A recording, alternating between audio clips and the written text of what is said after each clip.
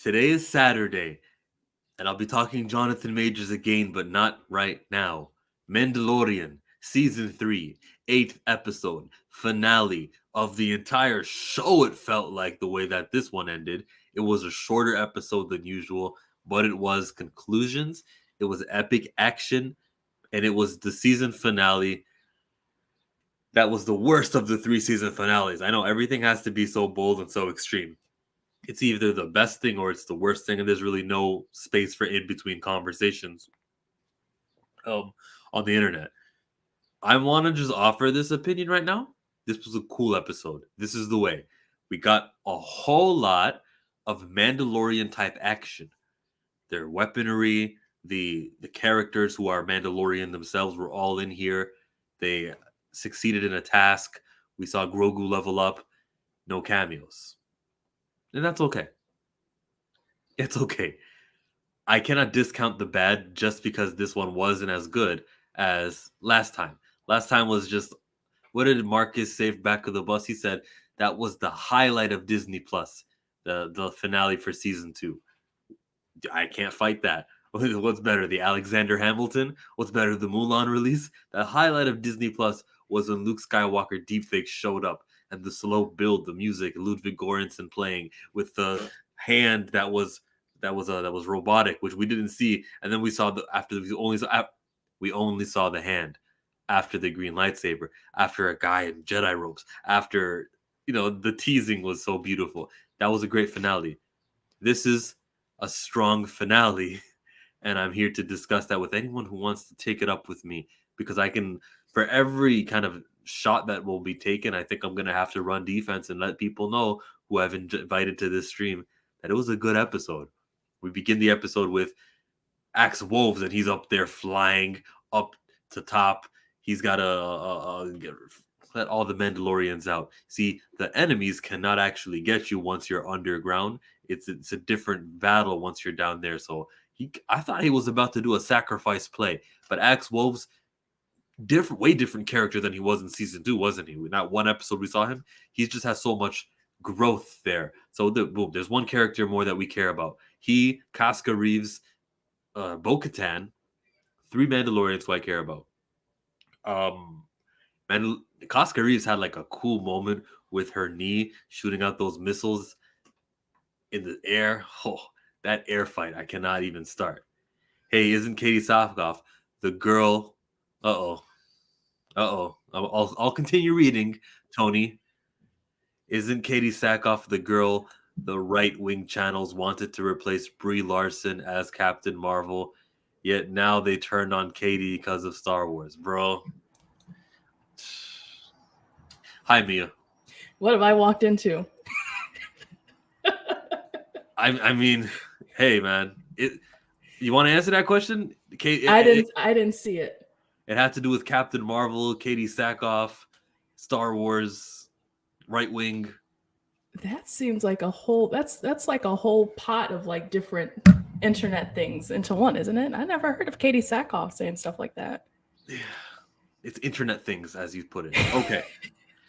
I just got to the start of the episode. Last week I played way too many scenes, and so this week I'm not going to do that. I'm just going to kind of stop and freeze it on moments.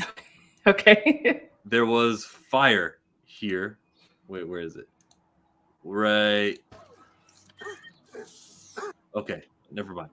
Grogu. This was a problem for me. Grogu, as he sprays this Bacta mist to heal my boy Din, where did he come from is the question, because the way that the last episode went, I felt like this guy should have definitely been on the other side of the barrier for him to just show up and be like, huh? How did that happen? Did they explain that? Maybe I got to watch it back. I don't feel it was a good explanation for why he got there.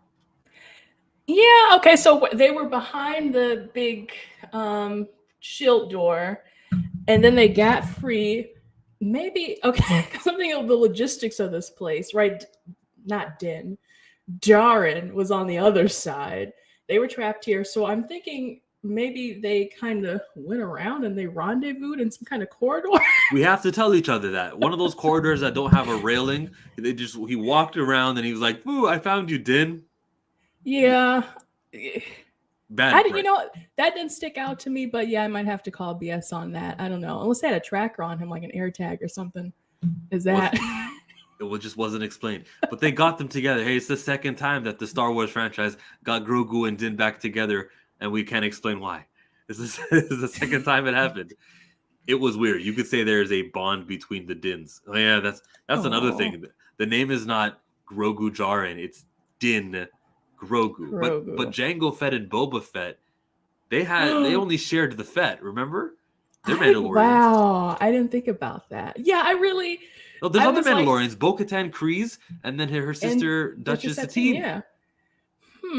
Yeah, I'm not really sure where they're going with that. That made me really upset because now I feel like everything that we had kind of put in, like, this is Din. No one ever corrected us as far as, you know, not like Dave Filoni or John Favreau were supposed to keep tabs on us, but they were never like, you know, hey guys, you've been doing it wrong this whole time. So now I'm be calling him Din, and oh no, actually I should have said Jaren. Jaren. I'm just gonna keep calling him Din. Like, I get it. This was also reminding me of how we were like, let's call, you know, we don't know what the child is. Let's just call him Baby Yoda. Yeah. This one I get because we know that Grogu is his real name, so we can go back and forth. But this Din Djarin, it just feels like I hate it. It's most certainly a problem. We're joined by the man with the dots, the man who I streamed with 12 hours ago last night and exploded on this Jonathan Majors dirty cop who was teaching. Did you know about the news, right, Mia? Yeah. When that video footage comes out, it's gonna be on. We're joined by SSJ K. Sanctum. K. You're the guy who was like calling him Baby Yoda. I had to convince you, hey, it's Grogu. How are we gonna fight this? Because Grogu's name now is Din Grogu, and that's also Din Djarin. What? I mean, they're in space. They're, you know, their first names are last names now. It's crazy. I mean, so I guess his name's Djarin. Yeah, he's a Djarin. Okay. The only thing I could think is kind of like how you have like something like Thor, and he is Thor, Odin's son, because his father is Odin. But you throw the son at the end. But they didn't, you know, it's not Din's son or like anything like that. It was just Din Grogu. And if you no, you can't do it. You leave it up to the fans. The fans themselves will name what they want to name him. And what we're deciding collectively, we'll spread the word to the rest of the internet. Everyone in the live chat, do your part. But Din Djarin and Grogu Djarin is how we're gonna operate, okay? Yeah. That's it. And that's why they gotta name the Rey movie. If we don't call it the Rey movie anything, I mean, we might just call it like something you don't want us to call it. Like Rise of Part 4, or I don't know. I can think of plenty of stupid names. Any Pokemon fans who can, let me take you back to the year 2000. We saw that blue Pokemon that looked like a Pikachu, right? And it was brand new, and it didn't have a name. And the English speakers called it Pika Blue. Get it? Because it was a mouse. And now it's known as Meryl, but still, that Pika Blue thing is still around. You cannot unwire people's heads into thinking it's not a Pika Blue. All the mythosaurs were killed by the Mandalorians, right? Almost to extinction. No wonder it's hiding in the pond. Yeah, it's afraid of the people. Din was a foundling. It could be a name thing like for Asian cultures. I think of Yao Ming, and I think of how his jersey says Yao at the back instead of Ming at the back. I don't know why, and I haven't asked why, but I don't care. Asian schmasian. If Bo-Katan Kryze and Satine Kryze can operate the same way, and Boba Fett and Jango Fett, then I need Din Grogu not to be a thing. It needs to be Grogu Djarin. It sounds so much better. It sounds natural, doesn't it? Yeah. Hi, Trinity. What would happen with a dirty cop, R.E. Jonathan Majors? Wait, what happened? Oh, you're asking me what happened? The short story is that we know he was arrested, and that was the first kind of news we got. And the layout of the information affected the way that the conversation has gone publicly.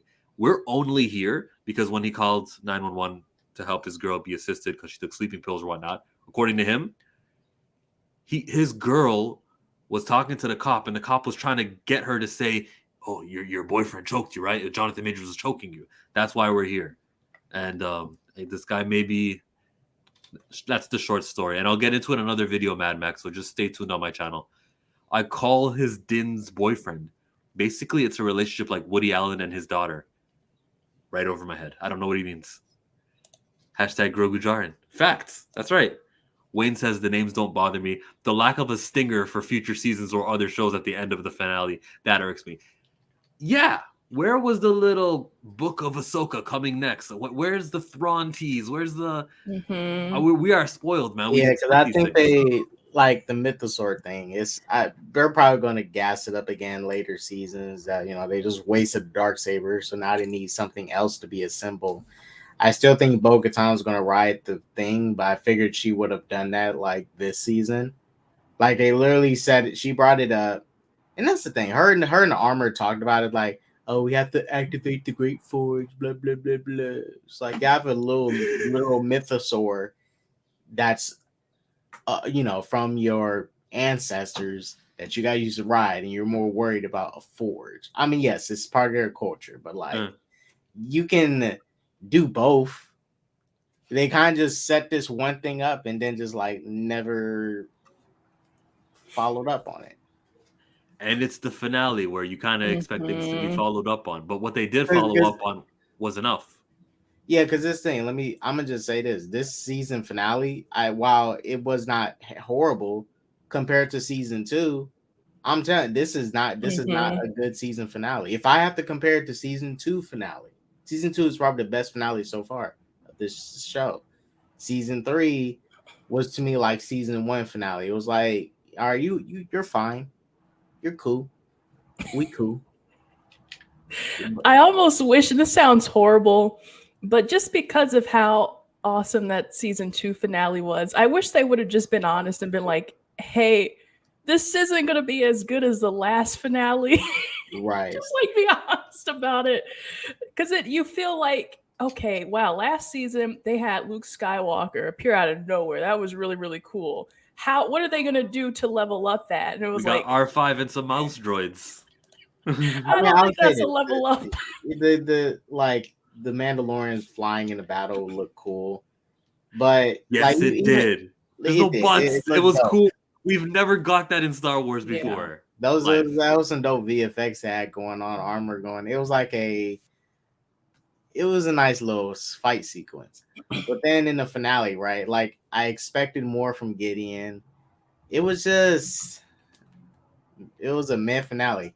I did like the part where Grogu tried to slide, just like Bo and Din is like, oh, he's like, oh, I want to slide just like Dad. He did a little slide, it was a little force push. I'm like, okay, he's catching on. They also need to stop the puppet thing. Like keep it for when he's standing, but when he's walking, did you see it at the end when he was walking? The way his feet paddle? Or yeah, it looked like he was floating at the end when they go meet that guy, and now he wants Din wants to do work for the Republic.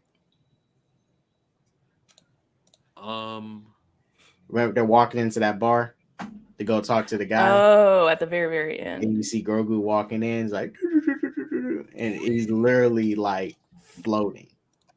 Like yes. He has the weirdest walk. I think in season 1 his walking was a lot better. Did he? I'm on the scene right. I'm trying to find the scene exactly, but I don't see it. I see him like is right near the end. We're in the club. As soon as they get to the door and start walking in, that's when Grogu starts walking too. Oh, that moment. Okay, I got you. You guys see it on screen? No. There you go. Right there. That's terrible. Yeah. That's how Muppet feet, like Kermit the Frog, feels like he. Yeah, I was thinking Kermit. I was like, oh, it's Kermit. The Teen Krees never got mentioned, and no one acknowledges Paz Vizsla's sacrifice. Paz Vizsla, Tar Vizsla, they're the same family. That's the thing. This show is setting up things, and there's no like, not even for little stuff like Paz Vizsla's sacrifice. Like his son, hello, Aaron. Like his son finally becomes a Mandalorian, but his son says nothing about his dad. Nothing. I'm like, your dad just died. I'm gonna say thank you, Daddy. I miss you. He said nothing about his father that just died. Like, how do you gloss over that? How are you, as a writer, sitting down and you just like that is unless him and his son had like some bad blood, Probably not. which I And didn't. another thing, I can't believe they showed that kid getting his Mandalorian baptism, right? But then they skip over Grogu's. I was like, wait a minute, this is the character we've been following for 3 seasons now. And like, okay, and we're just gonna do a nice little pan up and just cut to the next scene. I was like, wow, I would have liked to have seen that. Would have been really cute. I think at this point they should just have Grogu talk and him just say like, "This is the way." Like maybe panned on the cameras, focusing on his face, and then brings up the thing. And it's like he has no other option because he really wants to get him crowned as a Mandalorian. We'll get him into the sages. I think this season he should have just talked and said his first words, and it was, "This is the way." Yeah, and it will be his first word, shouldn't it? I hope they don't Yeah. skip out on the first words, because when Ahsoka met Luke and they already were talking to each other like they knew each other in Boba Fett, we go, but when did they meet? So I don't want them to just skip forward to an older Grogu in the Rey movie and he's already talking. I'll be like, no, what was his first words? I gave up. I gave the episode an 8, but the season was a 5. The Mandalorian needs Gina Carano. Oh, look at you trying, Tony, to return. She is more popular than Katie Sackhoff. Now, yeah, Tony, you're just trying to get some sort of controversial stuff. Let's see if it works on the Star Wars obsession. He says here, Tony says the Mandalorian needs Gina Carano to return. She's more popular than Katie Sackhoff. Are you triggered? Go all out. Oh no, that's not factual. Katie Sackhoff's character has years and years and years of experience, whereas Gina's character had 2 seasons of a character development that was non-existent. So I mean, that's a great idea in theory, but the Katie's had fandom since she was Starbuck on Battlestar Galactica. Those fans have followed her through her entire journey and turned the next generation onto who she is now even more. So yeah, Gina's not more popular. The mixed martial art fans don't cross over to Star Wars? Sure, they do, but I don't think there are more of them than Katie. Battlestar Galactica and a 25-year acting career. I don't think MMA has only been popular the last 15 years. Before that, it was looked at as 20 years before it was looked at as shunned in most of the country and most of the world. So yeah, I mean, that's an interesting idea, but she was never really in the mainstream. She was popular before the UFC took off. She was popular before WEC took off. She was never in the limelight of the UFC or any of the main mixed martial arts programs that were around. She pioneered women's MMA. She didn't get the rewards of it. Good point. Grogu. Oh, last thing you made me think of, in 2016, New York State finally allowed for a UFC to take place there. They blocked it. It's like 97, I think, was the last year they had an event. Well, and think about that was the culmination of the mixed martial arts becoming mainstream in a lot of people's eyes when they hit MSG. Before that, it was still popular, but it wasn't as accepted as a professional sport until they really played everywhere, including MSG. Gina wouldn't have made much of a difference. I can't wait to see who Pedro Pascal adapts in his next series. What do you mean? Adopts. Yeah, he should just have like a farm of younglings. Is there a rule against taking multiple younglings? Let's just youngling farm. Or do they mean like in the next show, like how we had The Last of Us, he had a daughter and he has a son. So whatever he gets cast in next, he's got to basically be the dad. It's got to be a pet. He's got to do an animal movie, right? That's the next thing he's got to do, like a dog or a Homeward Bound or something like that. Okay, here's Tony with another try. He says Joe Rogan supports Budweiser beer. Mm-hmm. Brock Lesnar likes Coors. You recognize that reference, Obsession? I find the whole thing hilarious. So I look. Sex Street Marvel says, or stop the Grogu and the Din hate. I might have to disown you. That would hurt my heart. That's real quick, since that was brought up. The one thing I can still say about this season in general, even as weak as I thought it was, Din and Grogu was still the shining lights of it. Like their bond. Like if you had, you can look at a week, an average season of a show, but still appreciate like the little things. And Den and Grogu have been consistently good. That's why I say even the season 2 finale, when they got separated and they had that little moment where Grogu's like touching his dad's face, like, ooh, I now know what my dad looks like. It was a very powerful moment. And season 3, this finale didn't, have nothing to give me like emotionally, engaged into nothing. I mean, you got a house, good for you. Okay. Well, go back to the last comment you put up for more powerful. So, no, one more. It's one more up. So, okay, this one, yeah, that's a good question. But this is something that we've talked about a couple times, in the past, on other streams. So, there's no difference in the ability. There's no difference in the force strength. The difference is the location at which you use this ability. So Grogu uses it in the cantina, and then he uses it here where there's a big explosion, right? Kanan was on top of a fuel pod, right? So not only was there going to be an ensuing fire engulfing him, but the pod under him was about to explode as well. So it's either try to protect everybody and they fall to their death, or choose to protect them and let go, right? That's the difference in that. It wasn't that he was stopping the explosion. He couldn't stop the explosion. Grogu stopped a fire from engulfing him and his friends. Kanan stopped the explosion from killing everybody, right? He basically sacrificed himself to let the others live. So it's not really a power issue. It's more of a conscious where I am right now. And that's more of what it seems like. Kanan's also someone who was a youngling when everything went down. How old was he when the Order 66 happened? Grogu had way more years in school, and plus there's the year he had with Luke, or unknown specified amount of time he spent with Luke also, so he's fresher. I remember Grogu in the first season's finale in the cantina blocking a little bit of fire. He succeeded in it, but it took him out. So I was like anticipating him fading and being, oh, take me, didn't. But this is what a couple people have talked about. They're like, well, Kanan was a Jedi at this point, blah blah blah. But it had to do with location. It's location. You're on top of a fuel pod that's about to literally explode. You either push your friends away, or or everybody dies. So it was more of the sacrifice than anything else. Uh-huh. Let's get back to the show.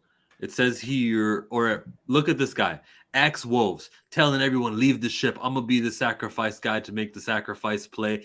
I'm in the finale. I'm expecting a character death. Anyone who's ever watched the finale knows this is when we actually lose our characters. This is the highest stakes of them all. So I thought, like, I got invested in him very much. His character stock is up.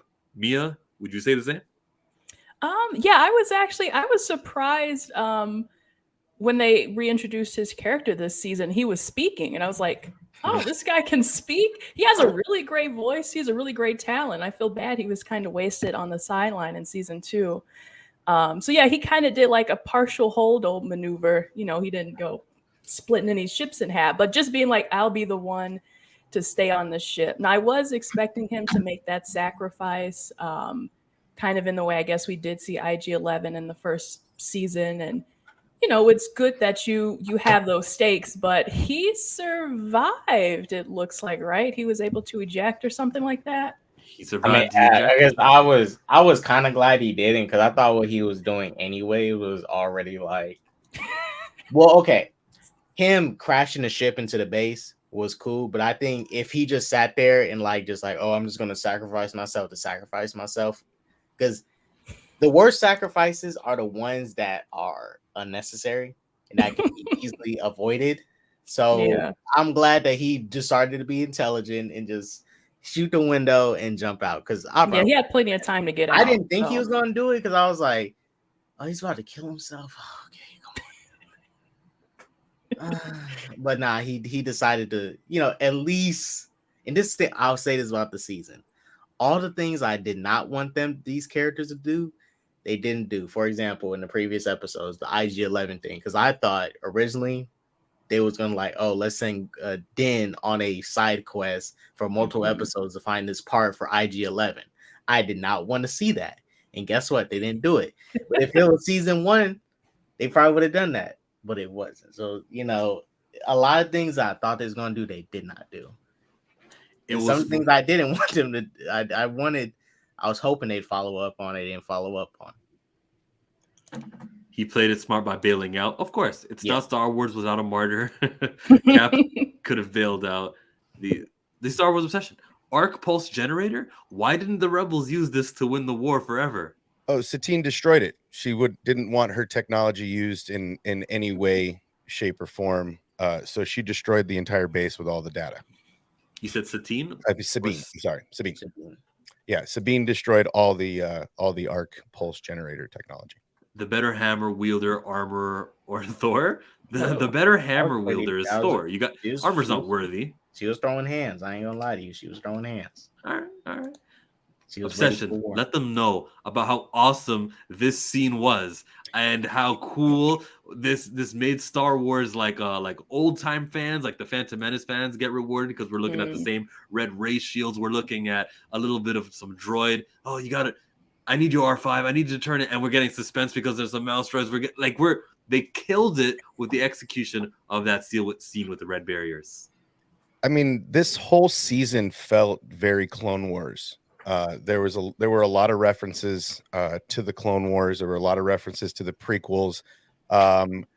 They took a lot of time in designing these scenes, and honestly, that whole force generator or that whole wraith shields were amazing because that just was such an amazing callback to the Maul Qui-Gon scene, the Obi-Wan having to wait for them to drop in sequence. So yeah, this whole thing felt great. I love the hand-to-hand combat this season. It was just amazing. And then every single battle, he takes the weapons from the guy he just beat to face the next guy. What a video game moment! Like that was that's what I was thinking when it happened. It felt like a video game moment where in a bad way. We gotta get the shields. But did it feel like it was a good video game element? Or No, it wasn't a bad video game moment. It felt like, okay, he's just got to beat this little section right here, take down these enemies. I was thinking for the last section, there should have been like those guards in the red, those royal guards that were in the red vest armor. The Praetorians. Just to make it more video game-esque, because when you're in those type of sections, you're going to one section here, the enemies ramp up. Okay, it's liked here in the chat. It was a cool sequence. This season definitely had some highs. You see, it's not that hard, everybody. We don't have to say, "Oh, this stunk." They lost all their ideas. Yeah, it was not a. It wasn't a. It. I thought this season was mid, but it wasn't like. I mean, there's worse seasons of TV shows that exist. Well, but that's what mid means, though. Mid isn't like average. Just of the garbage. Yeah, mid is average. I'm not religiously offended because of this season. It's just there was a better season last time. That's all. Season 2. Well, better finale. This felt very much like season 1, though. The tempo, the way that they introduced and executed certain things felt very much like season 1.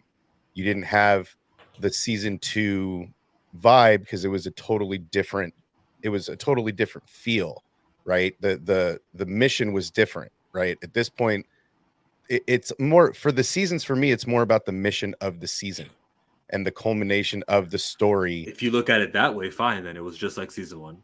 Right. No, I mean, it really was. This story was they did a really good job at sewing everything up.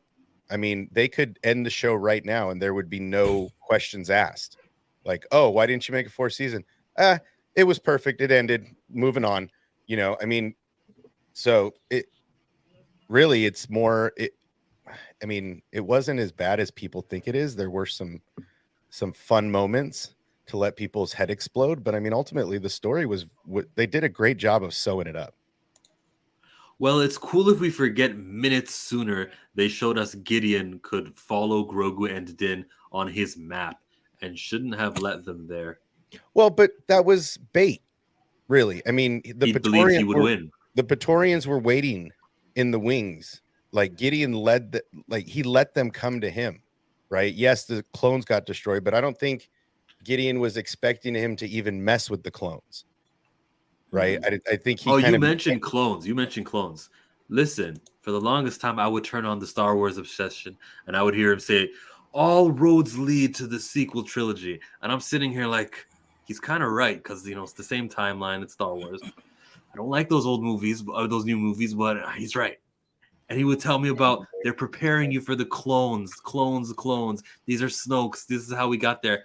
And then this happens. We look and we see that it's none other than Moff Gideon clones being created. We remember an episode ago in the Shadow Council, he was talking to my boy. Hux.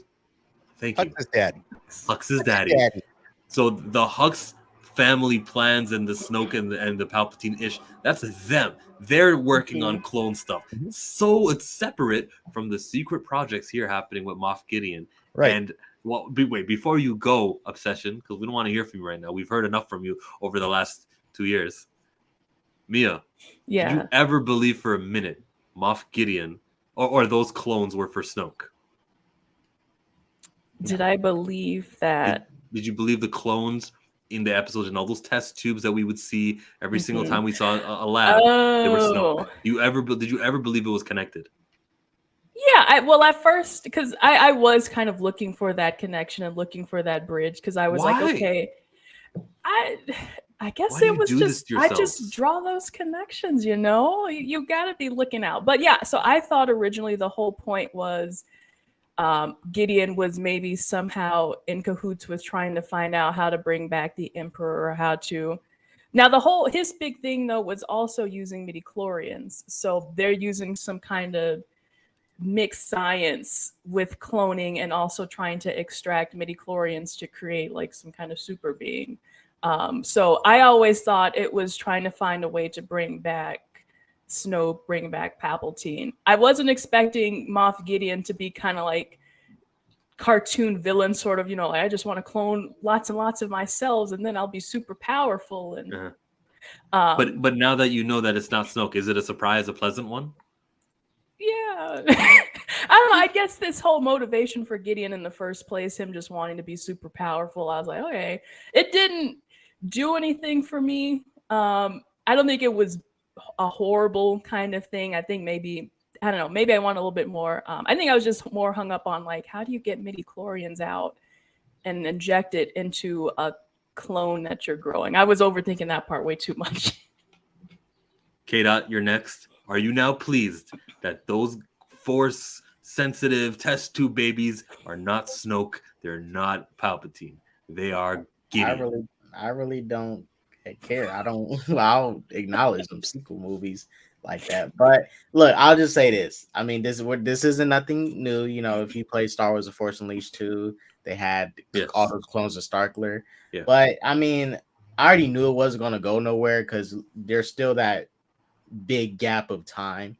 Like it hasn't even been. We haven't hit the 30-year mark yet, where the battle happens. Battle of Jakku. The Battle of Jakku, right, yeah. Which is a pivotal point up until the sequels.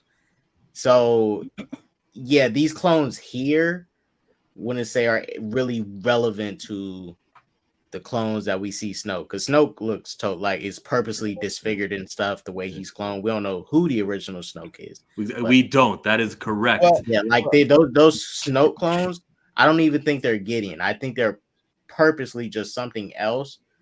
Well, and they look they totally look different. Not saying it's not the same technology, but this is a hint at that. But it's like, Dr. Pershing's science is absolutely going to get used to use Luke's hand to create Snoke. That's the storyline that they're still holding on. No, dude, look. The reason that Hux and all those guys were interested in Gideon's research is because they thought that they had heard that Pershing had got to the finish line. I thought that I kind of sworn that scene would have closed your thought process on this theory. You hear Snoke's theme music when they're in the cloning lab on the Star Destroyer. You see all the technology they're talking about when Pershing is in the Opera House addressing the New Republic. He's basically telling them I figured out how to take this bit of force sensitivity, this bit of somebody this here, and this, and put them all together and create life. That's what Gideon just did, is he created force sensitive clones, which has never been done. So the research that he has, if Lieutenant Biscuits doesn't have a way to find it, then they're going to get it, because Hux's crew are the ones that bring Snoke to life. That whole cloning facility is just using Luke's DNA off of his cut hand, not Grogu's DNA. So this is all you could, the Praetorian guards, all of these little clues and hints, all those Rey, all those roads are leading to Rey. You're wrong. How could you even say that? You're talking like a separatist. Oh my. But it's coming. I mean, I know that a lot of people don't want to, give any. Oh, and Snoke was actually designed to be pretty. Supposedly it's Luke and their encounter that scarred Snoke. He was supposed to be designed to be this very beautiful, tall man. Is that from like the new Force Awakens book? Yeah, I think I don't remember exactly where the reference is, but that's the ongoing theory, is that's where they're going to lead. Like, all of this cloning stuff is a very big marker and an arrow pointing right to the Force Awakens. And people in the live chat, we're already 9 years in, or like anywhere from 7 to 9 years in, because that 1 to 2 years with Grogu, the 5 or 6 before the Mandalorian, we see Mando the first time. We're already at that 10-year mark. Things are going to start moving real fast here pretty soon. Nobody hates Star Wars more than Star Wars fans. It's kind of facts. That's the funniest. Gideon is creating old clones, not him in his prime. He's making 60-year-old clones. Maybe there's no way around it. I saw them. I was like, these are seniors. Don't you make what you know, right? Yeah. Old man. Citizen clones. Maybe part of having those he's not a Kaminoan. The Kaminoans focus on that stuff. Maybe you have to sacrifice age for force. That was they can control the aging, because they purposely had, remember when they was cloning Jango's clones? Those clones were cloned at the age, I guess, when Jango was at. And his son Boba, he wanted him to age normally. Mm-hmm. So they can control how they age. They can technically clone Chill and turn you, make sure you're, look like you're 7, and like, oh, we want to make 7-year-old Chillmongers. So they can control the aging process. Yeah, they can decide. It's against the creed. We're breaking this creed. Hey. They can decide obsession. Oh, they can decide at what rate they progress also. Yeah. So at the beginning of the Clone Wars, they might have done a 2-to-1 progression, right? So those clones were 10 years old, but they look like they were 20, right? Or they were sized up 20. They can age progress at whatever rate they want, but we don't know if that secret died with the Kaminoans on Mount Tantus. We don't know exactly, is Mount Tantus where Hux and his crew are working? That's why they have the age progression to make Palpatine's clones age faster. There's a lot of the cloning technology right now is kind of spread out with the Shadow Council. Favreau was trying to serve 2 masters with the writing: people who like the ST and people who don't, or the sequel trilogy. Okay, let's see here. I Snow Cone instead of Snoke Clone. Get it? Thank you for the engagement, Rosales. He wiped to the science guy. All this cloning stuff goes back to the old Legends lore. Mm-hmm. Star Chaser, the Legend of Aaron, is better than Star Wars. Anyone else know what that is? Star Chaser? No, I guess I'm not that sweaty. Is Omega force sensitive, and Omega's older sister? Omega's older sister came in at the end of Bad Batch and like shook things up. That's a finale that leaves you wondering, what's coming next? As opposed to this, which is like, okay, he's going to take some missions with the Republic now. That finale from Bad Batch promised us we're getting a season 3, and I loved it. I haven't officially talked about it here on this channel, so maybe one day that's coming. But it was a great finale. If they clone Chill, though, his clones would also not have a mustache. What does that even mean? I could get rid of this. If the clones don't have a mustache, that means something went wrong with the cloning process. It's supposed to make a exact copy of it. unless you was tainted by someone else's DNA in the cloning process. Where is this going? I know. Let's see. The Deviant says, I discovered Bad Batch during the season 3 of Mandalorian, and I found it so much better. Yeah, there was like 5 episodes that didn't need to be there, but Bad Batch was just killing it. Isn't it ironic how the tables have turned from one year to the next, right? Because for the first 2 seasons of Bad Batch, it was Oh, Bad Batch is awful. I hate it. and then now they're like, oh my god, The Bad Batch is the best ever. right? And then that's the way they were for Mando. The first 2 seasons, they were like, yeah, this is awesome. And now they're like, boo, this sucks. It's so, I mean, patience. That's the key. Patience. Word. Yep. So this episode then continues on. It's not just about the workings of Din Djarin and Grogu. It is also about Bo-Katan and her leadership. The space fight or the air fight with all the Mandalorians on their jetpack who just left with Axe Wolves. Now we've got this like faction of Mandalorians with jetpacks here and bad guys with jetpacks there, and they're fighting. Here's something I noticed. Obsession, you're in the films industry. You may know this too. Usually the good guys are on the left of the screen and the bad guys are on the right of the screen. That's just a theme in every movie. Think about it right now, guys. Sure. But for some reason, it was the bad guys who were on the left side of the screen and the good guys were on the right side of the screen. First time I ever noticed that. Favreau likes to shake things up. I don't know. I mean, that's just that might have been an animator's choice. That might have been a CGI choice. That might have been, but it looked dope. I mean, it looked dope. It looked very comic book, right? Oh, yeah. That's how I felt. It looked. Oh, what's a movie? Oh man. I can see her in my face. Ramona is the name of the character. I can see her in my face. Damn. But it looked like a comic book. It just the whole especially Scott Pilgrim. Yeah, Scott. Thank you, Scott Pilgrim. It reminded me a lot of that kind of, especially the armorer when she's hammering with her smithy hammer. Mm-hmm. It felt very Scott Pilgrim to me. Oh yeah. Here, I'm gonna play like 5 seconds of it because I don't want to get dinged like I did last week. But this thing was beautiful. The way that it's shot, they look like they're actually flying. It's believable. All of it was just terrific from start to end. This entire fight, everyone's inclusion of it, whether you were fighting with your hammer, your knee missile rockets, like my girl Casca Reeves, who was the women's champion over in Japan, and what else? The dark saber, of course. I mean, Sasha Banks, the way that they have this looked like a fight out of the Clone Wars season 7. This absolutely looked like Mando and Mando crime. You see certain Mandalorians that are more experienced with their jetpacks, so they're turning them off, sliding across the floor, pivoting, shooting, like that kind of stunt coordination. I was saying this in the last episode with the fight scene with Bo-Katan and Axe.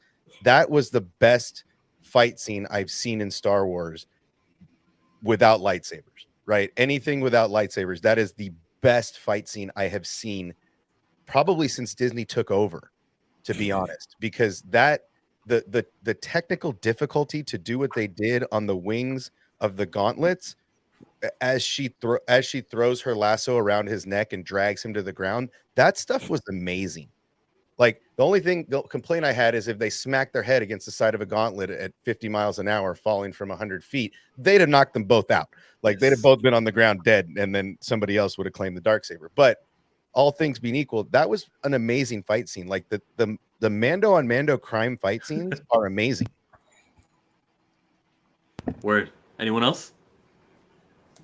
I mean, as far as you guys, I've been saying it these past episodes. The visual, I have no issues with the VFX or even the action of this season because it all looked great. Like nothing against it at all.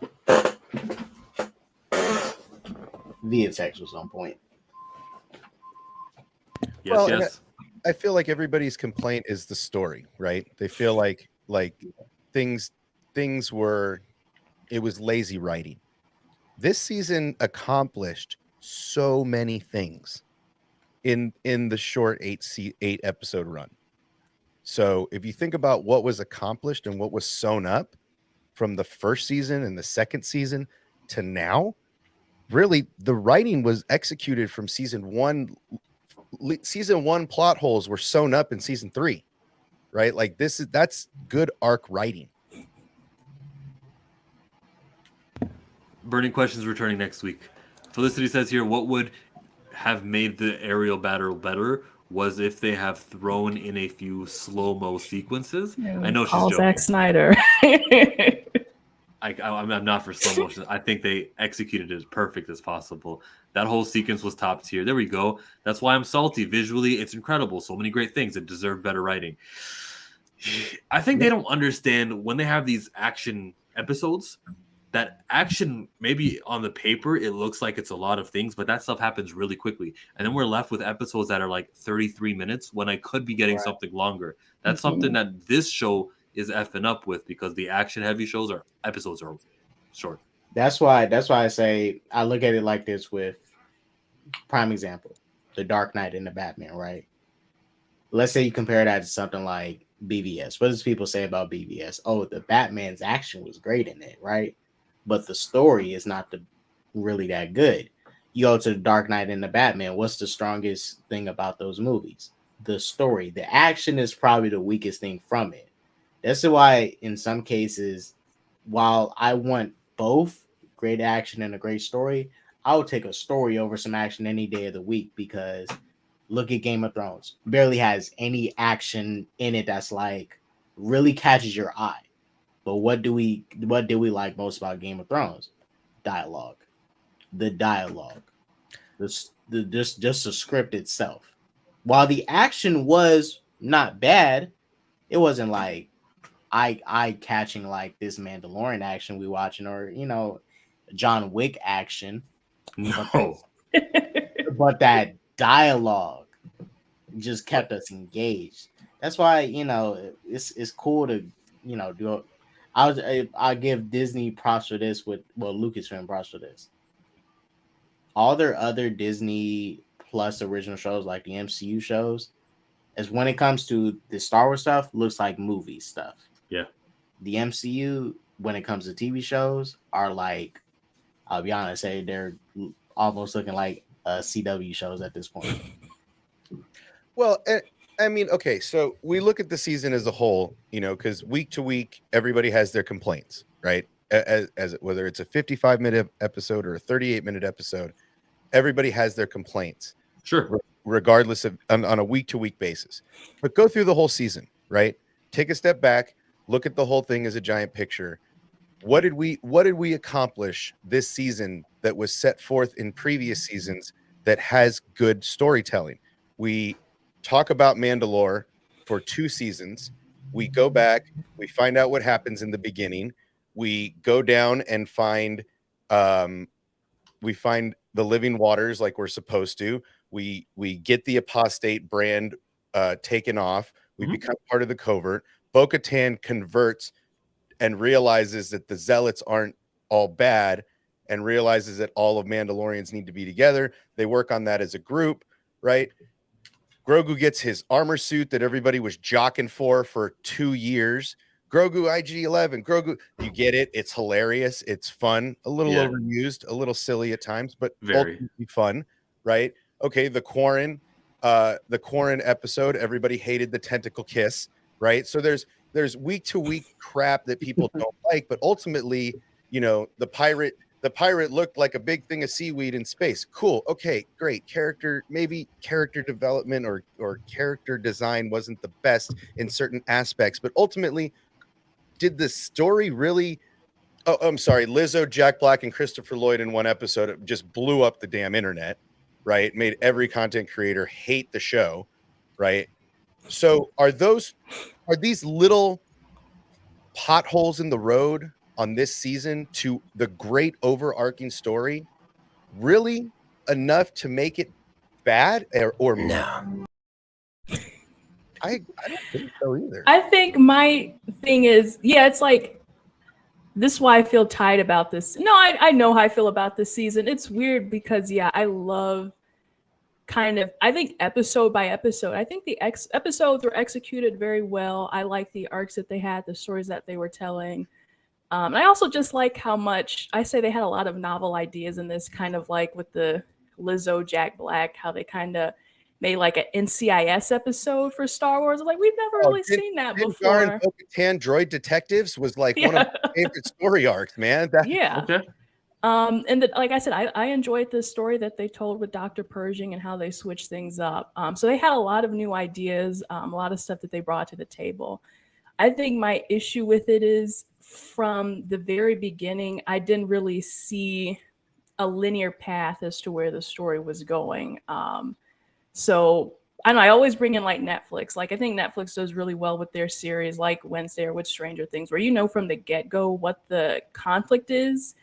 And so every sort of episode, you know, okay, this is the conflict and this is how we're resolving it up until the very end. So I see it as like one long arrow, and this is just me visualizing it. But Star Wars can't do that. The Like- long arrow. The story continues, and it's going to be attached to Ahsoka. Well, It's just Okay. a really Well, long arrow. let me explain how I saw it. Was kind of like going these small little stepping stones. So it's like we're zigging here and then we're zagging here and we're zagging there. So it was like I didn't see the full progression of the season up until the very end where Moff Gideon is here. And it's like, oh, this is the conflict. This is the stakes. But I think it was too little too late. And I will say one last thought. I do like things like Doctor Who where, and this is how I saw season 1, where it is kind of like the villain of the week or the planet of the week.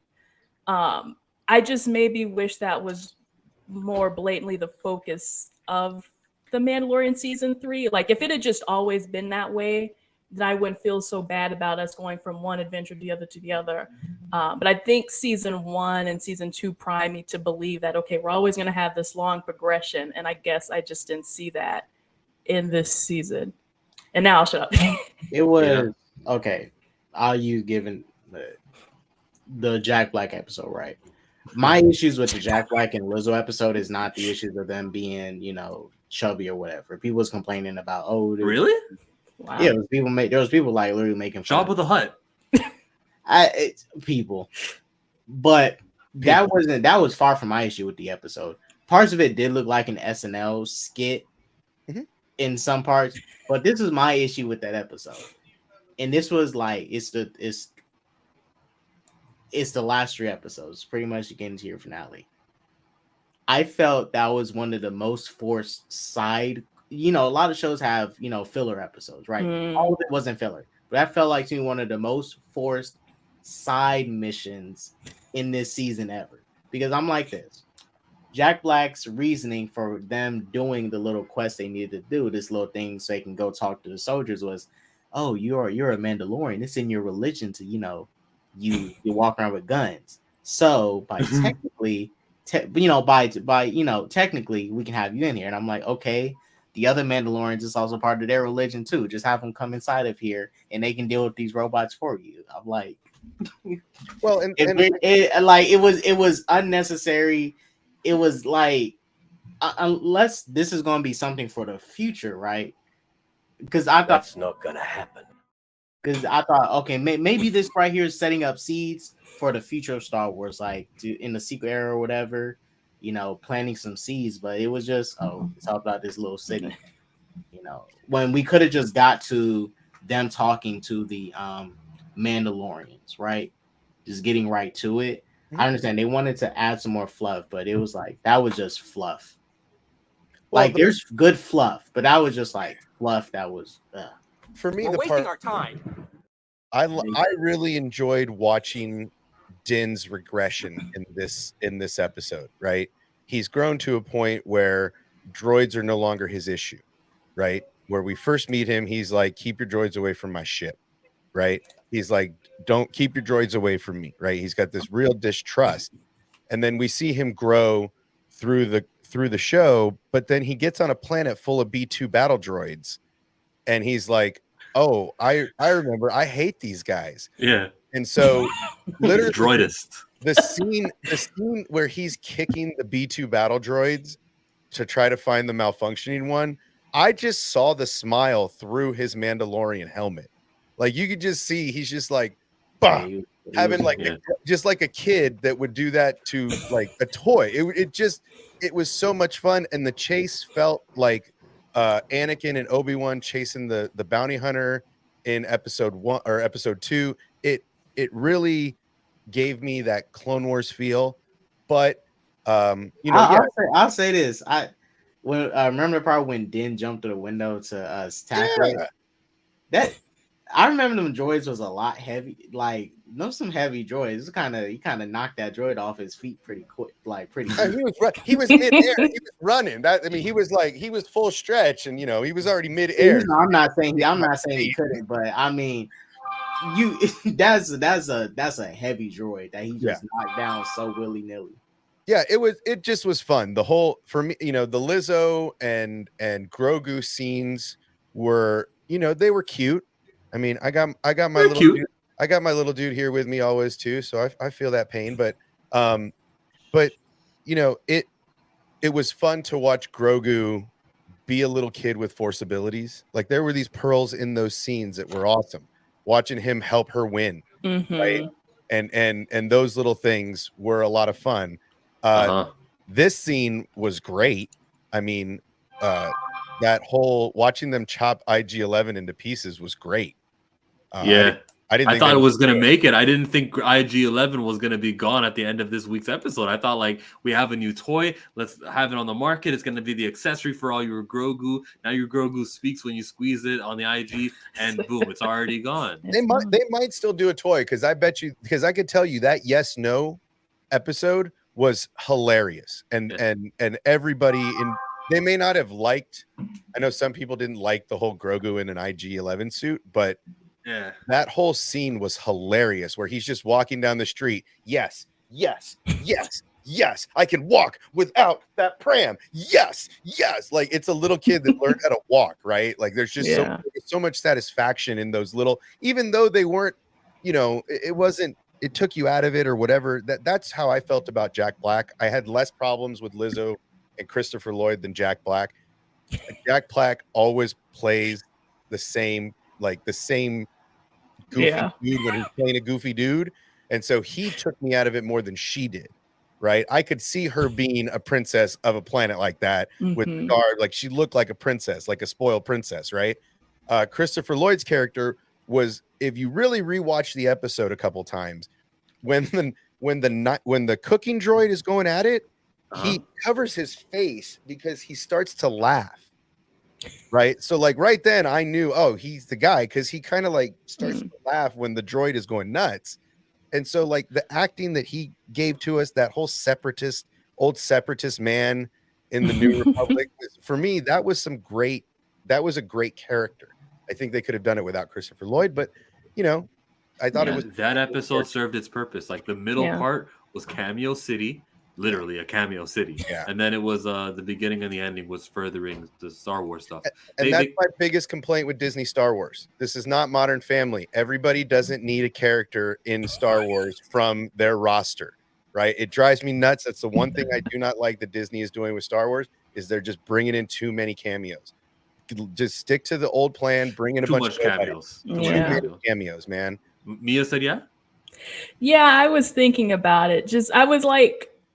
I like all of these actors as, you know, as who they are. Lizzo is a musician, but yeah, there's something about them being celebrities. It really takes you out. And who was a couple episodes back when they were in The Office?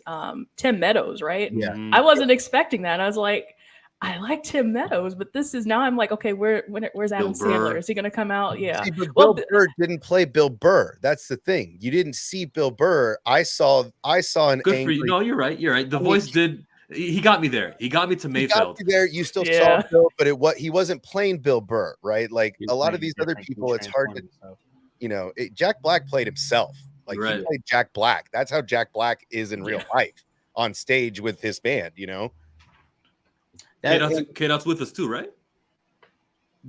What? No more cameos? Yeah, were you agreeing with it? We never all agree on something. I felt Lizzo was fine. I agree with Stars. Lizzo, acted like she got into the world. Jack Black came here acting like himself, right? I don't dislike Jack Black, but he does always act like himself. But that's what you mean. It was too many cameos. If we just would have kept it at maybe one here, one there, we could excuse it. But then this was the Tim Meadows season with Jack Black with Lizzo. I think it's a Disney Plus issue because when you don't give these actors, you don't have these actors try to transform themselves. You just have them coming as like, okay, She-Hulk's a different example, but Megan Thee Stallion, right? Now, I don't get me wrong, I like the twerking. Don't get me wrong, but it's like, this is it. This is what you bring in Megan Thee Stallion for. You couldn't actually like do a original song for the episode or something, or I don't know, have her perform a song in the episode. You write it into it, show her talent, and it's like they kind of just waste. The same thing with Jack Black. Like, this is it. You tell Jack Black just to act like Jack Black. You haven't transformed himself. Like some material. Lizzo, I give her credit for at least acting like she was part of this world. Jack Black felt like he was very out of it. Like he didn't add up. He was just there collecting his paycheck. Well, I mean, look, I mean, Bill Burr was great. I'm with you. Yeah, Bill Burr, like Bill Burr transformed himself. He you know, he did what he's supposed to do. He did what and it's tough. Some of these characters are designed from animation to live action. So like you know, Fennec Shan now has played on both sides of animation and live action. So like that doesn't take me out of it because the character is in, you know, it's modeled after Ming Na Wen. Yeah. Whereas, you know, Bill Burr really didn't take me out of it. Again, a lot of these, I just feel like that's a Modern Family thing. That's a very ABC Disney thing, is the cameo, right? Because Modern Family did it for years. That was the big thing, is you wanted to be on the show. And I feel like that's where Disney is taking Marvel and Star Wars, Lucasfilm is and pushing that agenda. Not, you know, not the left right agenda, but here people like these people, put them in your show. And it's like, no, but don't you understand, it takes us out of that moment, right? And I prefer the old way that George did it, whereas just grab a bunch of nobodies, right? Just if you want to model it after Lizzo, great. Grab a woman that looks and acts like Lizzo, that's got that same style, right? Grab an old man that looks like Christopher Lloyd. You don't need plus when you grab a bunch of nobodies, those conventions that you throw annually, all of a sudden these nobodies have nothing to do but to attend. Exactly. And they improve that atmosphere also. I mean, look at John Boyega, look at Adam Driver. They were not huge actors, but their names weren't in lights everywhere. They were very, very low key, newish actors, right? Daisy had done a couple of things, but that's the power plant. That's the blueprint. Grab a bunch of no-name actors and build them into superstars, right? But don't take superstars and then take us out of this moment, right? Take us out of that. That's what Disney is doing wrong right now, I feel. Yeah, because a lot of these established actors, you know, they got connections. They know people in Hollywood. It's like when you work at someplace for so long, you get like this seniority type of thing, right? Some of these actors have their own little, you know, egos. Not saying all these actors have egos, but I bet you they asked him like, "Hey Jack, can you know do something a little bit different for us?" He was like, "Oh no, I just want to act like Jack." It's like, I'm not saying he did that, but I wouldn't be shocked if he said, "I'm not giving you anything."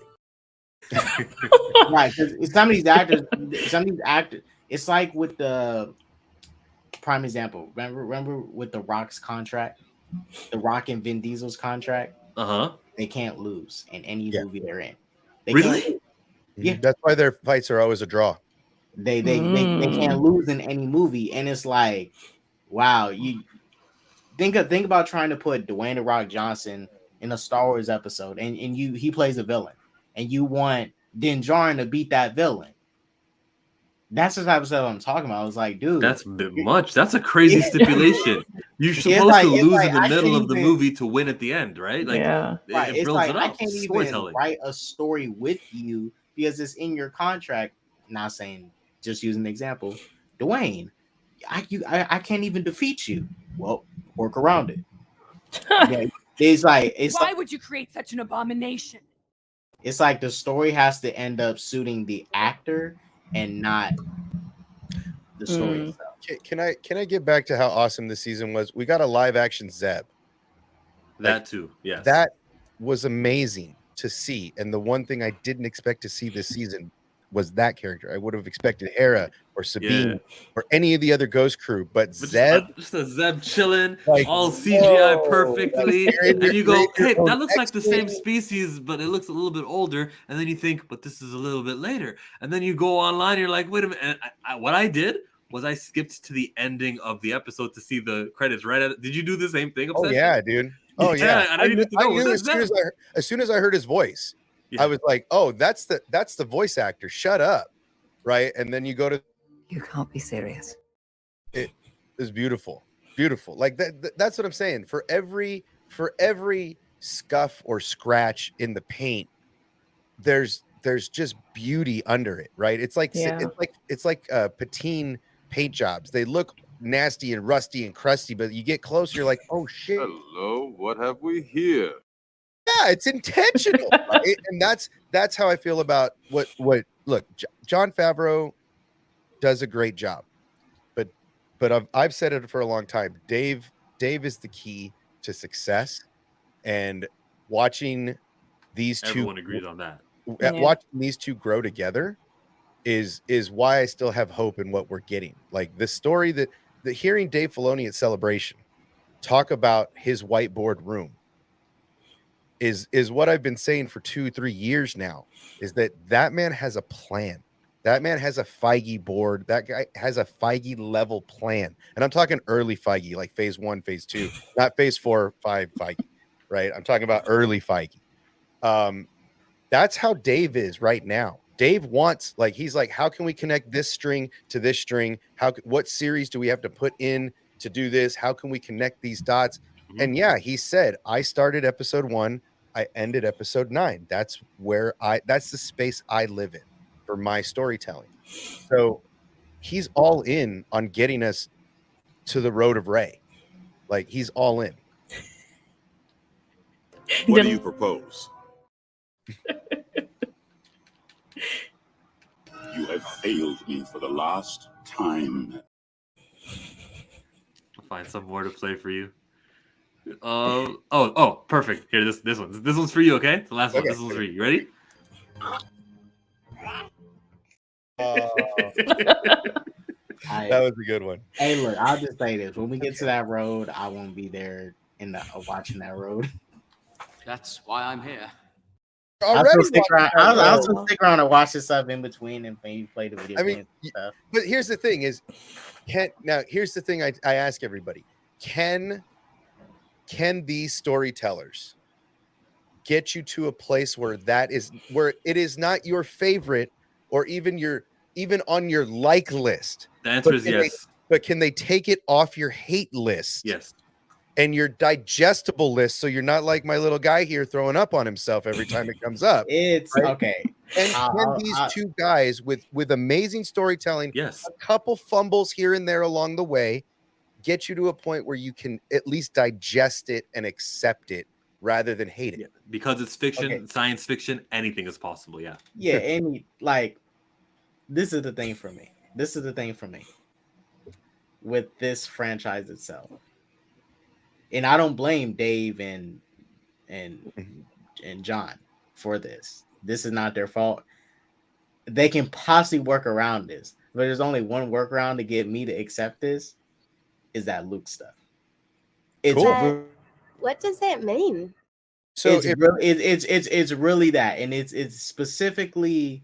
I think Luke's character is dead and gone and ruined. Last Luke, I love. Season 2 Luke. That's the last time Luke was good for me. This isn't about you. I'm sorry. I'm now. I know. I get obsessed. I get too much. Good ones, though. Like, I came up hard. Yours are on point. Because I'm at the point of the stream where I'm just listening to you guys, and I'm like, oh, what would work good? Oh, someone says this, someone says that. So good. I ruined the flow of conversation. I'm sorry, K-Dot. Get your point across. But Luke, I just cannot get past Luke attempting to kill Kylo in his sleep. I just cannot get past. Well, and that's what I'm saying is if at this point in the show, I don't know how the timeline. I think there's only one way to justify it, Please say Luke was under some mind control. Well, no. What I'm saying is, he like, was under some mind control. Okay, I can if they give us a Luke versus Snoke at some point that ends in a stalemate, but scars Snoke to make him look like we expect, and then starts to sow that seed in Ben, right? If these are the kind of stories I kind of expect to get as we get closer to the sequels, right? I mean, I kind of expect to see the Snoke's voice in the back of Ben Solo's head, feeding him all this crap. And I mean, what in life isn't from a certain point of view, right? Yeah. The victim's always got one point of view, and the accused always has another point of view, right? So there's always a truth in the middle of that. And so I'm that's why I think that might happen, but this is my thing. Is that, and also he gave Vader like the same chance he gave Darth Vader. I'm sorry, he needs to give that to Kylo. Like him, just because, mind you, in my opinion, Vader as a character probably is as bad as Hitler. As bad as okay. He's a bad dude. You killed the women and the children. That's his father, so I can understand why he would give him a chance. That's his father. Like, he at least wants to give his father a chance to redeem himself. He redeemed himself with Luke. Probably didn't redeem himself with the galaxy, obviously, with all his crimes. But if you're giving Vader a chance, there's no reason you should think about contemplating I'm gonna kill my sister's son in his sleep. Like, even considering it. That's why I say if he was under like Bucky mind control at that moment, I'm like, okay, cool. Yeah. Then it's mind control. You was totally not under you. Someone was influencing you. That's all it will take. Mind control is one of the options. It got to be something like that, because you need to, and that's why. Well, see, and there's so much space in between where they're taking from a lot of things from Legends and the EU now, right? A lot of the stuff they wrote off is coming into play. For me, the solution to this exact problem that you have is the introduction of a Mara Jade and a Luke and a Skywalker family, and that the dream that Luke walks in on him having is killing his wife and kids, right?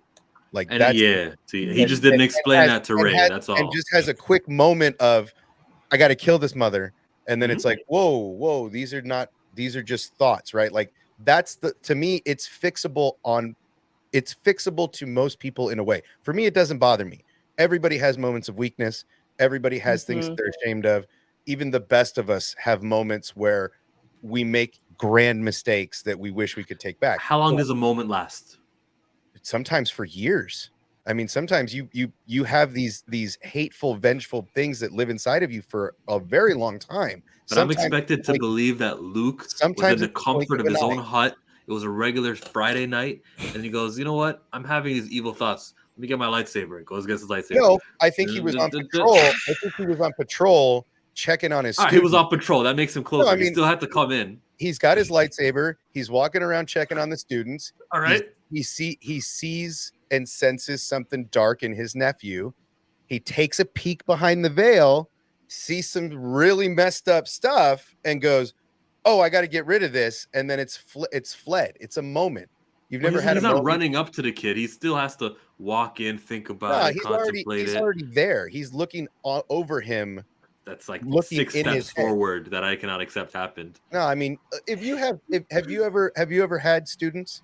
I don't know your background. I don't know your background. No, I'm not a teacher. No. Okay, so having teaching students, especially young students, right, and in an environment where they're sleeping in the environment, camp sort of things, sort of environments, you do check to make sure everybody's still in their beds. Like the military does it. They check to make sure that no one is slipped away in the night. That gets them to the door. Okay, that gets them peeking. Now, you peek into the door and you go, you're checking on everybody. You sense a little darkness. You go and peek even more. This is a little darkness. You're evil.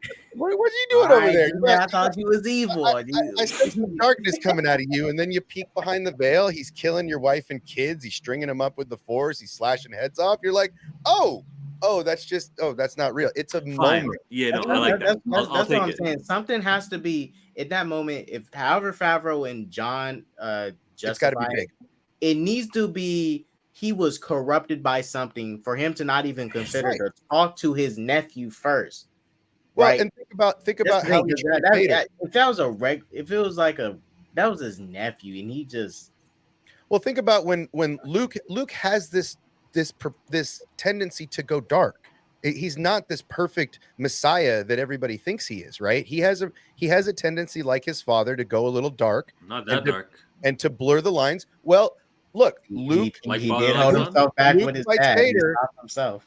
Luke fights Vader, and he's all calm. I'm not going to fight you. No, no, no. You can't persuade me. Fine, maybe I'll go grab your sister. Ah! Yeah. Right? I mean, In the heat of a battle, yes, they're fighting. Yes. but it wasn't the heat of a battle. He was doing the peaceful thing and saying, "I won't fight you. I'm gonna sit here in this tube, and you're not gonna find me, and I won't fight you." And he You're said, saying that wasn't in the heat of a battle because "No, but he was trying to de-escalate the battle. He was trying to not. he was in engage, the Emperor's right? throne room. Like that was the battle. All Vader said was, "Oh, I'll just go hang out with your sister," and he's like, "Die!" Right? And then he goes completely dark. Right? Start swinging, using his hate and anger. Right? He's already prone to those moments. This is another moment where he loses his cool for whatever reason. I think John and Dave will find an excellent way to make John that and Dave, moment. if they had to say, but like Felicity So- says down here, Lucasfilm as currently constructed cannot fix the Jake Skywalker I disagree. problem. I agree with her. People said that a lot about the sequels in general, and more and more people are starting to go, well, maybe I can like it if they get it. If these two guys get me there, maybe I could get over all the bullshit, right? Trying Slaughter during summer camp is a slasher movie pitch, not a Star Wars one. Bro, every time we get into the sequels, this happens. Let's get back to the episode that we were enjoying about remember this? Praetorian Guards and the fight with Luke, I mean not Luke, but Grogu using the Force in between moments where Mandalorian, where Din was fighting and stuff. It was so smooth. The cooperation between these two guys. This was an epic fight scene. And just because Luke Skywalker last year was better, doesn't mean that this wasn't nice to see and map out the future. Like I can envision these guys working together on missions like this, where he'll just be the Force. He'll run defense and run cover, while Din is over here doing the slicing and more extreme fighting. Like this was mapping out very cool fighting sequences for the future, maybe for the movie, because this is I don't know what you would call this, but the X-Men have the fastball special. You guys know when Colossus throws Wolverine. There's just tag team maneuvers that I like. It's wrestling.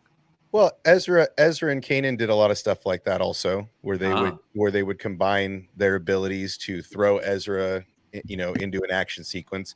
But yeah, I mean, this is very much to me like Sabine and Ezra, right? This is the Jedi and Mandalorian working together. This is using your Force ability to put you in the right position, or to disarm an enemy, right? This is very Dave Filoni writing influence on John, because this is stuff that he wrote in Rebels. This is some of the content that we saw in the last season of Clone Wars also. So this is very much Dave influencing John, saying, how do I write this fight sequence with these two? Oh, here, let me help you. And they come over and map it out together. It's really great. Okay, how do we feel about lightsabers clashing with items that are not lightsabers? She's fighting him with like a Beskar, like what do you call them things that they had? I don't like it. I don't like when the lightsaber. It's those. Remember the things from the prequels? Those Grievous, the staffs. Yeah, the the one, Grievous. Not my cup of tea. Not for me. Did you like it, K-Dot? No, I mean, this has always been. I like lightsabers. There's always been kind of my issue with Star Wars, even in Clone Wars and just in general. Well, it's more so in Clone Wars. Like this lightsaber can typically cut through almost anything, right? Now those little static rods, okay, I can kind of see, okay, kind of probably makes sense to stop it, but for the most, I think lightsabers should cut through almost anything, because Bo could just cut the middle of the staff and just cut it. right? Because she keeps hitting the little static rod, the part that's a static, which deflects a lightsaber, and it like just hit the middle of the staff, cut it in half. It felt like it was Beskar. It felt it It bounced was, you know off it. what? Everything was Beskar and half Jedi and half that. So it maybe have been the best of every world. What weaponry he was holding? Why not? Well, and the thing I didn't like about that fight sequence in that Electra staff was more of the. It almost had a Black Panther feel to it, where he could almost like expel energy from that staff and The throw kinetic her off release. bounds. The kinetic release. It almost felt that like that in those scenes, and I really hadn't seen anything like that yet. Even in Fallen Order, when you fight the stormtroopers that have electro staffs, you don't get electrocuted and thrown across the room. You get zapped and you get hit, but you don't get thrown 20 feet. So this was something new that I wasn't really clear on. But I mean, his suit was far superior. That's something he had been working on for a decade, basically, ever since the fall of Mandalore. So, you know, I expected him to have more in his bag of tricks than we expected. Did y'all notice? Not it wasn't a consistent sound, but y'all notice the little robot noises as he was walking like a robot. His Iron Man suit, bro. That bro brought Iron Man Star Wars, dog. Like, come on. No, I wasn't because I don't. Because the suit doesn't look like an Iron Man suit, just like an arm. Like Iron Man suit is like a mechanical thing. Yeah. Like you need, if you don't power it on, you just can't walk with it. You know. Well, I mean, it was a Death Trooper or a Dark Yeah. Trooper suit. It wasn't just Mandalorian armor. He had the Dark Trooper suit. That's why, you know, I was watching a streamer the other day, and he was like, "Well, what? He just destroys the Darksaber with his hand?" Well, yeah, because it was a bionic hand. It was a Dark Trooper. Well, yeah, that mix, makes sense. right? So like, that's what you hear it too. It's like an Iron Man closing his fist, right? You heard it, you saw it, but but everybody kind of was like, "Oh, how did that happen? And how did this suit take so much damage?" It's like, well, it was a Dark Trooper suit, and look at the trouble that Din had with the Dark Troopers. Like, he was getting his ass kicked for a long time on that ship with just one Dark Trooper. This is a Dark Trooper with a person in it. So, you know, it kind of went backwards to what we had seen for Dark Troopers. I think they explained that problem with the fact that Gideon had Beskar alloy, which is less perfect than pure Beskar. Does Mia feel any ways about lightsabers combating against Oh God. electrosmiths? I was like, this is not my fight. I don't really care too much about getting deep into weapons and stuff like that. I did think the one thing that I was thinking about during that battle, and I think you guys cleared it up, was I was like, how does Moff Gideon, if he's like 60 canonically, like Giancarlo's age, how does he hold his own against you know, someone much younger than him like Din? Now I know technically Bo-Katan is, you know, she's up there too, so maybe it's, you know, like a middle-aged senior fight. But yeah, it didn't come across to me that the Dark Trooper suit that he was wearing would give him more kind of supersonic strength. So as a casual person, that went right, well, not so casual, but definitely went over my head. So I was a little confused about that. It definitely isn't fireproof because he gets burnt away to a crisp, and that ends the story of Moff Gideon. I don't think he survived this. There's a lot of unexposed areas here. I would have liked to have seen a little pile of Moff Gideon, a little molten Moff. A piece of right Moff? there. Yeah, a little piece of Moff in the suit on the ground at the end. I need like a Breaking Bad where you see half of his skull melted. I was thinking of Lost with the piece of Arzt, if anyone remembers the Dr. Arzt. Yeah. I was thinking more of how they did Paz, like the steaming body just laying there on the cold metal. Like, that's kind of how I wanted a little pile of molten Moff. Yeah. Gideon does P90X. Bro, Steve, I've done P90X for 30 days, but this was years ago. Man, something happened where I couldn't like plug in the DVDs anymore. I forgot what it was, but for some reason I just couldn't do it anymore. And I got like 30 days deep, but I was so good. And I hate myself for not completing the P90 experience. You just triggered an early memory for me, Steve. Thank you. Experience something you youngsters don't know about yet. Experience something. Oh, experience something you youngsters don't know about yet. Okay, thank you, Trinity. Older head. Dark Trooper suit similar to the old EU. Mhm. Darth Vader survived being cooked alive KFC style. He had midichlorians. Yep. I hate you. But I don't think he survived, but they're gonna pull the clone thing. Like, because I wouldn't assume, you would have a plan B. You're gonna put out all your clones in one place, right? So hopefully he had a plan B and put all his clones in different facilities. I just really like Yep. Bo-Katan sliding in front of Grogu with her little shield, like Oh, while he yeah. do shit, and then while she watched him get cooked alive. It's the thought that counts. I'm just waiting for Bo to move in that house with Din and Grogu. Oh man, she's moving into the Mandalorian palace, bro. She's the leader. Yeah. See, for me, as long as Din is in that palace with her and they're ruling together as the couple they're supposed to be, it's fine with me. I really didn't like the ending. I have a lot of positive. You talking about the one where he gets adopted? This ending?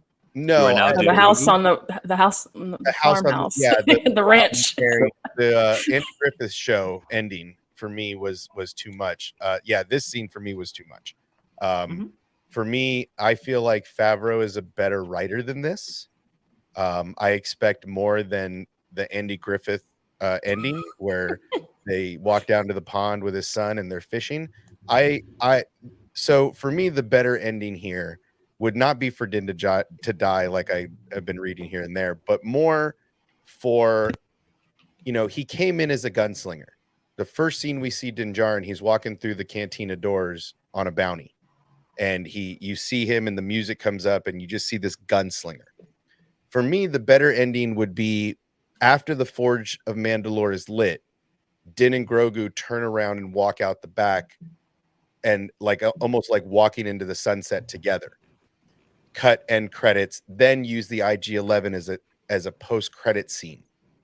But the whole idea of a gunslinger sitting on the porch enjoying a spatchka while his kid is sitting at the pond, fishing, it just was a little too much for me. I would have felt better if those two were walking down a platform to the N1 and it ends the same way it began, right? As a gunslinger going on to his next journey with his apprentice, right? That would have been a better ending than the Disney slide whistle. Really pissed me off. Like I don't really give Disney the hard time that a lot of other people do, but that whole that pissed me off. They weren't a fan of it. They just put in the slide whistle if you're gonna do it. Just put the slide whistle in. That was so Mickey Mouse. I hated it. Yeah, I was a little taken aback by that. I thought the scene was cute. Maybe it's for like the fangirls. We like that kind of stuff. But didn't they close in like that for episode 2 when Anakin and Padme are getting married? They had kind of like a circle, or was that? But not everything was black. They just went to the next scene, but they did a transition like that. Okay, yeah. It was a little goofy. I'm not gonna lie. It felt real Mickey, man. Yeah. It just was like, man, that was very Steamboat Mickey or Steamboat Willie. That was that. Like I said, that whole end scene could have gone away and just made the IG-11 cutscene an end of a post-credit scene, and these two walk off into the sunset to go gunsling another day. End story. We know where they're going. I felt like this because I am so fearful of this show doing what all my other favorite shows across time have done. And that's all, folks. And ending at I expected Porky Pig to come out and bleep, bleep, bleep. That's all, folks. Like, that's how it's go, man. I've seen a lot of shows end on a cliffhanger. I've seen a lot of shows end out of nowhere. This felt like we could end the show right here and no one could complain. We showed up every Pedro Pascal's pesky contract doesn't want to show up with his face, just wants to be a voice actor. He's difficult. We've got turmoil with alleged Jon Favreau and Kathleen Kennedy fighting each other. I That's believe okay. every rumor at this point. But This yes, show could end right now, all things sewn up, leading to the Mando movie, the Filoniverse movie, and no one could complain because they sewed up every single arc in the show. Yeah.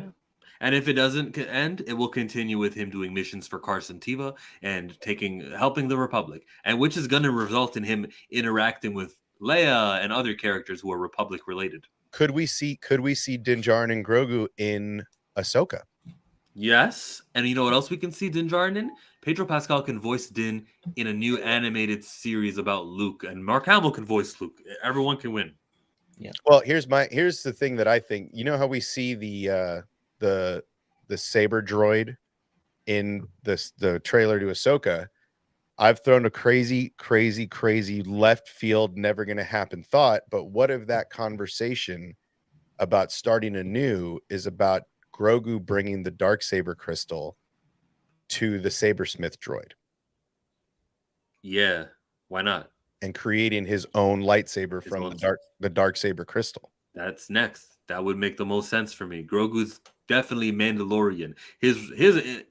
He has a relationship with the freaking mythosaur that I kind of skipped over. I'm glad you made me think of this again. But he's got Mandalorian in his DNA, whether he's a green Jedi or not. Like, this guy is definitely going to bring in the dark sabers, and every other thing that has to do rich with Mandalore is going to be rubbed off on him, especially when you think of his lifespan. He's going to have all these adventures. He's going to marry. He's going to do everything. So let's give him that too.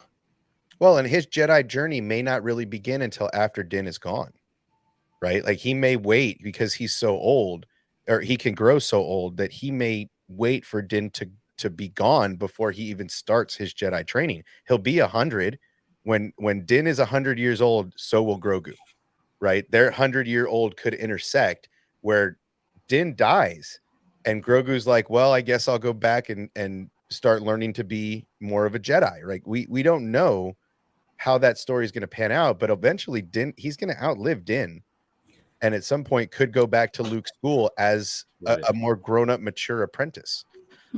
That's right. That boy about to outlive his daddy. About to live all these motherfuckers. Well, yeah. He will. That's the way it's supposed to be. We're not supposed to bury. Hey, when the time comes, it has to be like Logan's death and Logan, Grogu over his father's body, like Grogu over his little clone of himself. Grogu talking to his own self clone, but a different sex, and then being like, "You're gonna be okay, bro." I'll take it. Okay, dude. Thanks everyone for popping in. I am going to talk Jonathan Majors. Don't worry. It's gonna be like a cool video where this is what I'm gonna do. I'm gonna get like the NWA F the police, and I'm gonna like splice it in because I'm really mad at this officer who allegedly, according to the body cam footage, we will see him say, he was choking you. Say that he was choking you. And I'm ready to explode on that guy for starting this entire thing that it has already cost Majors some people cutting his relationship. And in my opinion, good riddance. You don't need people who are not going to stick up for you, especially the agencies and PR, like representatives are supposed to be there for you. You should be happy that they've ran away. But anyways, the Jonathan Majors video is coming. It will be filmed and edited and probably out in 2 days. I don't know. That's on my side of things. But I'm joined by other YouTubers like SSJK.Sanctum. What should we expect from you? Possibly a stream today to talk about Power Rangers once and always. Oh, the Power Rangers thing. One thing I would have changed. Remember, slight spoilers. I'll limit myself, but the song that was being played at the end could have used, the dragon flute. Do, do, do, do, do, do. We know the dragon flute tone. I would have used that 6 notes at the end of the. I thought, well, I'll say this without spoiling. I thought a lot of the special was very weird with most of the absences. The obvious absences. Rest in peace to those two. And also the Red Ranger one. That's only the fault of the Red Ranger for doing that dumb Ponzi scheme stuff he was doing during COVID. Freaking idiot. Like, I would have took him. I don't care. I don't have standards. I mean, but no matter what he did in the taxi. No. It just prevented him from being, because he's dealing with this legal stuff right now, so he can't even. I know. freaking dingus ruined it for us. K We Dot's could have got the got Power Jason back, Rangers. bro. Jason. And we got the Star Wars obsession. Why is the capitalized? I don't know. It's StreamYard because I'm the. I'm not me. I'm not he. I'm not she. I'm the. Yeah, we're just doing normal things. We deleted all our videos. We're starting over. We deleted everything on the videos section except for like 1 or 2 or 3. So we're just starting over. We're just doing some new stuff. So we deleted all the old stuff, and we're gonna start some new stuff. So just changing things up a little bit. Right on. Star Wars obsession, the place to be. The intellectual Star Wars talk about books that you've never read and video games you've never played. Mia Johnson. Where have I been? My channel, I'd say it's down for maintenance right now. I just started a new job, so I'm just trying to figure out how I want to balance both worlds. But if you want to see some insights, you can follow me on Twitter at MiaJMedia. I will always be talking about stuff, complaining, that lot over on Twitter. So for the time being, follow me there, and then I will have some grand new ideas for my YouTube. Yes, yes. Hey, L. Bro, watching the Power Rangers movie reminded me of how corny the show was. It did. The is his surname. You can be whatever you want. It's a big galaxy. That is right, That's a good Omega. Yo, we're out. Thanks for everyone for coming. Thumbs up the video and share and let everyone know. I'll put everyone's name in the description right now.